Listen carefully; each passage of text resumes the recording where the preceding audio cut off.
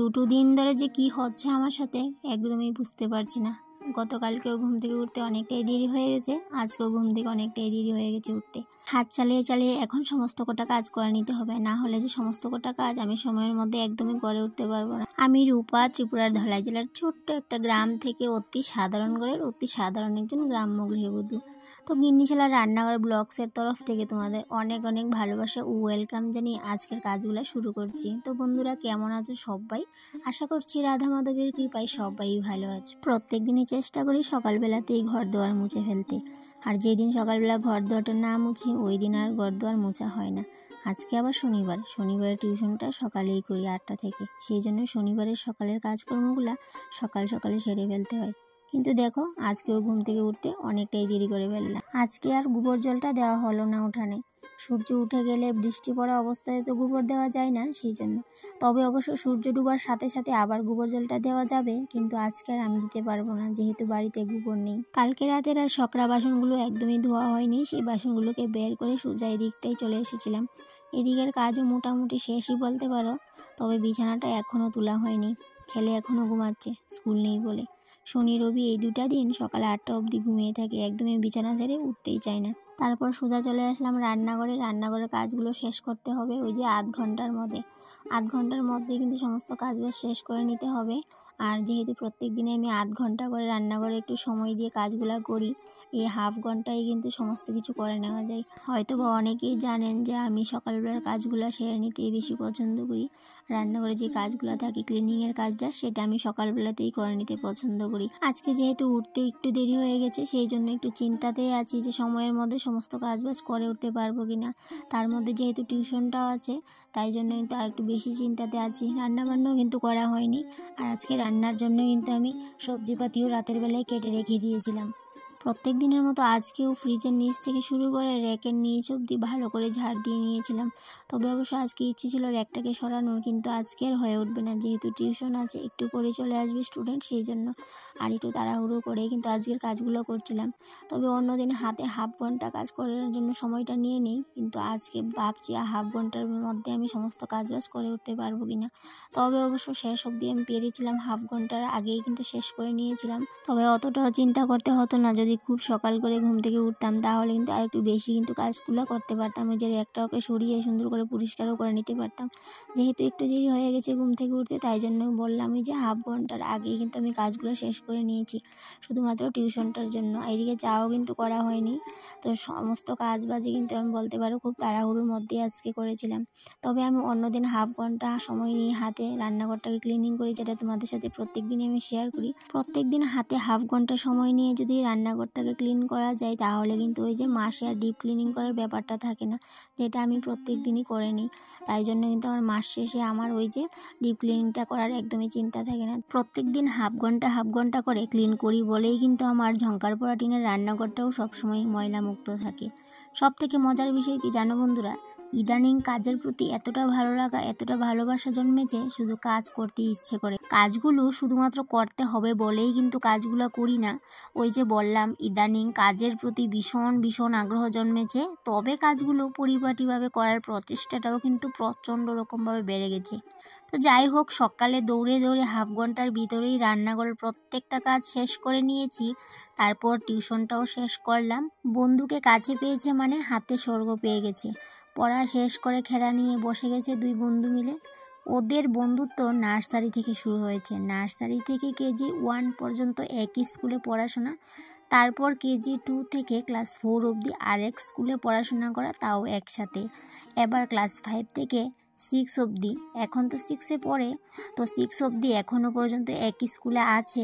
জানি না পরবর্তীকালে ওদের বন্ডিংটা কেমন হবে বা কতদিন অবধি ওদের বন্ধুত্বটা থাকবে। তো যাই হোক, এইদিকে সোজা চলে আসলাম আবারও রান্না করে। রান্নাবান্নাটা তো করতে হবে, ওই যে বললাম সকালে রান্নাটা কিন্তু করা হয়নি, শুধুমাত্র রান্নাঘরটা ক্লিন করে বেরিয়ে গিয়েছিলাম।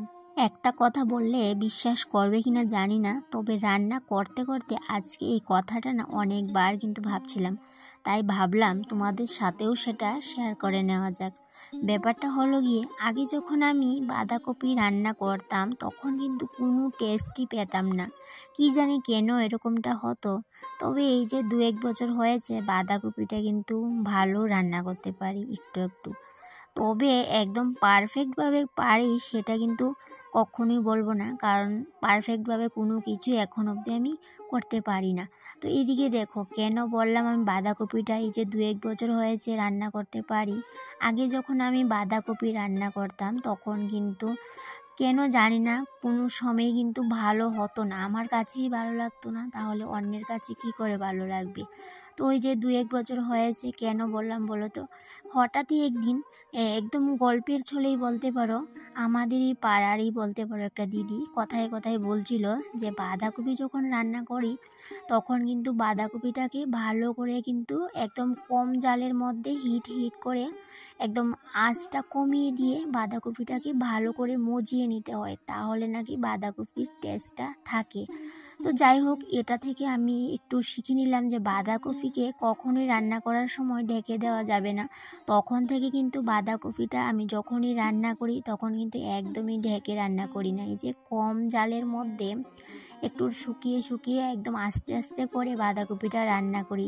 তবে আরেকদিনও আরেকটা জিনিস আরেকজনের কাছ থেকে শিখেছি, সেটা হলো বাঁধাকপি যখনই রান্না করবে তখন কোনো কিছুই দিতে হবে না, শুধুমাত্র ধনেপাতা দিয়ে একটু সময় নাড়াচাড়া করে সাথে সাথেই নামিয়ে নেবে, তাহলে দেখবে বাঁধাকপিটা তোমার না অনেকটাই ভালো হয় খেতে। তো সেই দিন থেকেই যে বাঁধাকপি রান্নাটা আমি এরকমভাবেই করে থাকি, তবে আমার কাছে ভালোই লাগে। তবে অন্যের কাছে হয়তো বা ভালো নাও লাগতে পারে এরকমভাবে রান্না করলে। তো যাই হোক, আজকে আমার এই ফিলিংসটা তোমাদের সাথে শেয়ার করলাম। এখন 2-1 বছর হয়েছে, ভালো লাগে, আমার কাছে ভালো লাগে, জানি না সবার কাছে ভালো নাও লাগতে পারে। তো এদিকে যখন আমি লাউটা কেটে ধুয়ে নেওয়ার জন্য এই ঘরে আসলাম তখন দেখলাম হঠাৎই তো ছেলে পুজো করছে, যেহেতু আজকে ছেলেকে বললাম পুজোটা দিতে, তাই জন্য ভাবলাম যে তোমাদের সাথে একটু শেয়ার করে নিই যে ছেলে কীভাবে পুজোটা দেয়। ওকে না আমি প্রত্যেক দিনই কিন্তু যখনই বাড়িতে থাকে, প্রত্যেক দিন না, যখনই ও বাড়িতে থাকে ওকে দিয়ে কিন্তু পুজোটা দেওয়ানোর চেষ্টা করি, যাতে করে ও ঠাকুরের প্রতি একটু আসক্তি থাকে, যাতে ঠাকুরের প্রতি ওর অবিশ্বাসটা কখনোই কিন্তু না জন্মে মনের মধ্যে। আমি চাই ঠাকুরের প্রতি যাতে ওর বিশ্বাস আস্থা এগুলো থাকে, পুজো করতে ও ভালোবাসে, কারণ আমিও পুজো করতে অনেকটাই ভালোবাসি। আমি চাই আমার ছেলেও যাতে পুজো করতে অনেক ভালোবাসে, তাই জন্য বাচ্চারা হচ্ছে কাঁচা মাটির মতো, ওদেরকে যেমন গড়িয়ে তুলবে ওরা কিন্তু ঠিক একইভাবে গড়ে উঠবে। আমরাই কিন্তু বাচ্চাদেরকে ঠিকভাবে যদি পথটা না দেখাই, ওরা কিন্তু ওদের মতো করে ঠিক পথটা বেছে নেবে। তো যাই হোক, এই জন্য আমি চেষ্টা করি ছেলেকে দিয়ে মাঝে মধ্যে একটু পুজোটা করিয়ে নেওয়ার জন্য। আর ও না পুজো করতে কিন্তু ভালোবাসে, আবার ঠাকুর ঘরে গিয়ে অনেক সুন্দর করে গান করে কিন্তু পুজোটা করে। তো যাই হোক, আমার কিন্তু বেশ ভালোই লাগে। তারপর রান্নাঘরে গিয়ে রান্নাবান্নাটা তো কমপ্লিট করলাম, তারপরে স্নান খাওয়া সমস্ত কিছুই হলো, বাসন কুসন ধোয়া ছিল সেগুলোও করলাম। তারপরে এই বিকেলবেলা এদিকে চলে আসলাম, এই যে দেখতে পাচ্ছ এগুলো হচ্ছে বেগুনের চারা। তো হাজব্যান্ড সকালবেলায় নিয়ে এসেছিলো, যেহেতু আজকে শনিবার বাজার বার, সকালবেলায় নিয়ে এসেছিলো। ও কিন্তু বলেছিল লাগিয়ে দেবে দুপুরবেলা, কিন্তু আমি বললাম দুপুরবেলা লাগালে গাছগুলো মরে যাবে, যেহেতু অনেকটাই রোদ। আমি বলেছিলাম বিকেলবেলা আমি লাগিয়ে দেবো, তাই জন্য এই যে বিকেলবেলা খাওয়া দাওয়ার পর এদিকটায় চলে আসলাম। তো এখন কিন্তু এই যে ফাঁক করে একটু গ্যাপ দিয়ে লাগিয়ে নেব। তবে অনেকগুলো চারা নিয়ে এসেছিলো, এতগুলো চারা কিন্তু লাগাতে হবে না, জাস্ট মাত্র 2-1টা চারা লাগালেই হবে। ওই যে বললাম বাগান প্রেমী হয়ে গেছি, এখন কিন্তু ইচ্ছে করে সবজিও করতে। আর আমাদের বাড়িতে না একদমই সবজি হতে চায় না, যেহেতু সারা বাড়ি জুড়ে শুধু ছায়া পড়ে থাকে, সেই জন্য একটু ছায়াযুক্ত জায়গাতে কিন্তু কোনো রকমভাবেই সবজি হতে চায় না, সবজি কেন কোনো রকমের গাছই কিন্তু হতে চায় না। তারপরেও এদিকটায় যেহেতু একটু এখন ফাঁকা হয়েছে, এদিকটায় কিন্তু ভাবলাম যে বেগুনের চারা কয়েকটা লাগিয়ে নিই। আর কিছু পালং শাকও লাগানোর ইচ্ছে আছে, আবার কিছুটা ধনেও এনেছে, সেগুলোও লাগিয়ে দেব। তো যাই হোক বন্ধুরা, এদিকে গাছগুলো লাগিয়ে জল দিয়ে দিচ্ছি, এখন প্রায় সন্ধে হয়ে গেছে। তাহলে বন্ধুরা আজকে এই পর্যন্তই থাক, আবার দেখা হবে পরবর্তী কোনো একটা ব্লগে। টাটা।